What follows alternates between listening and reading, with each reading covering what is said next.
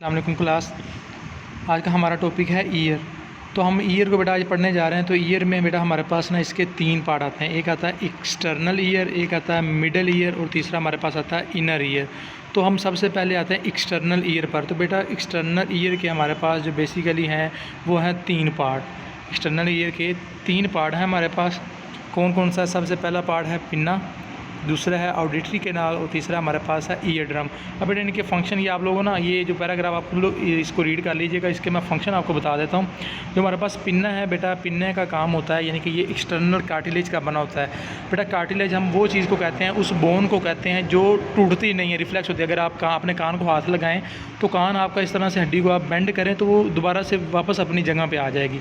तो कार्टिलेज का काम होता है जो ईयर है उसको उसकी शेप देना। तो पिन्ना का काम है ईयर को उसकी शेप देना। फिर उसके बाद दूसरा हमारे पास आ जाता है ऑडिटरी कैनाल। बेटा ऑडिटरी कैनाल क्या करता है? ये वैक्स पैदा करता है। क्या पैदा करता है? वैक्स पैदा करता है। वैक्स का काम क्या होता है बेटा? हमारी बॉडी में जितना भी फ़र्ज़ कर लें कोई छोटा सा कोई इंसेक्ट या छोटा सा कोई डस्ट पार्टिकल है या कोई हार्मफुल बैक्टीरिया एंटर होने लगा है तो वैक्स क्या करेगा? उसे वहाँ पर ही किल कर देगा और हमारे ईयर्स को क्या करेगा? प्रोटेक्ट रखेगा। तो प्रोटेक्शन का जो काम है वो है ऑडिटरी कैनाल का। ठीक है। फिर उसके बाद हमारे पास ऑडिटरी कैनाल जो एंड होती है ईयर ड्रम पे। ठीक है। तो ईयर ड्रम क्या करता है? हमारे जो कान है उसको क्या करता है? प्रोटेक्ट करता है और जो सिग्नल्स होते हैं हमारी जो हम आवाज़ सुन रहे होते हैं उसको क्या करता है? आगे पहुंचाता है। ठीक है। उसके बाद हमारे पास आ जाता है मिडिल ईयर। तो बेटा मिडिल ईयर्स के बेटा 3 इसमें बोन्स होती हैं छोटी छोटी। एक होती है मैलियस, फिर इंकस, फिर स्टेप्स। तो बेटा हमारे बॉडी में सबसे जो छोटी बोन होती है उसको हम कहते हैं स्टेप्स। तो ये बेटा आप लोगों से एमसीक्यूज़ में पूछा जा सकता है। अब हमारी बॉडी की सबसे छोटी बोन्स बताएं वो कौन सी है? स्टेप्स है। ठीक है। तो अब ये होगा क्या? मैलियस जो होती है वो किसके साथ अटैच होती है? ईयर ड्रम के साथ अटैच होती है। ईयर ड्रम बेटा हमारा जो कान का पर्दा जिसे हम कहते हैं, जहाँ पर सारी के सारा हम सुनने का अमल पैदा होता है। Then comes incus and finally stapes. यानी कि सबसे पहले बेटा मैलियस आएगी, जो भी आवाज़ की फ्रिक्वेंसी है वो मैलियस के साथ टकराएगी।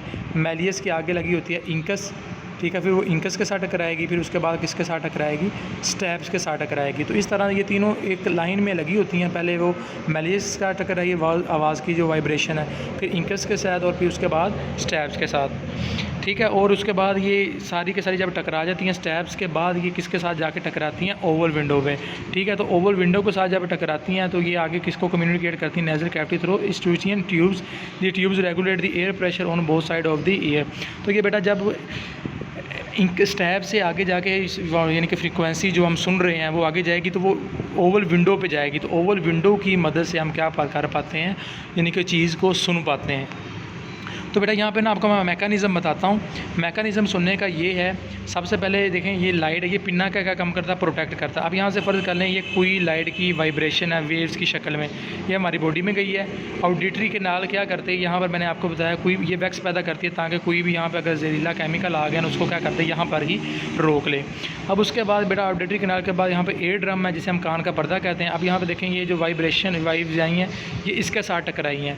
तो जब ये इस जगह पर टकराएँगी ना तो ये यहाँ पर क्या करेंगी? वाइब्रेशन पैदा होगी। इस तरह से वाइब्रेशन पैदा होगी। तो यहाँ पर आप लोगों को नज़र आ रहा होगा ये 3 बोन्स लगी हुई हैं, मैलियस, इंकस और स्टेप्स। तो ये पहले जब वाइब्रेशन पैदा होगी ये मैलियस के साथ टकराएगी, फिर इंकस के साथ, फिर स्टेप्स के साथ। तो जब ये इनके साथ टकरा जाएंगी अच्छे तरीके से, फिर उसके बाद ये क्या करेंगे? आगे ओवल विंडो के साथ टकराएंगी। ठीक है। तो ओवल विंडो के साथ टकराएंगी तो फिर उसके बाद ये क्या होगा? ओवल विंडो में वाइब्रेशन होगी। तो वाइब्रेशन की वजह से क्या होगा? आवाज़, यानी कि हम ये जो भी आवाज़ आएगी उसको हम क्या कर पाएंगे? सुन पाएंगे। तो ये था हमारा सुनने का मैकेनिज़्म। मैं इसको दोबारा से थोड़ा एक्सप्लेन कर देता हूँ।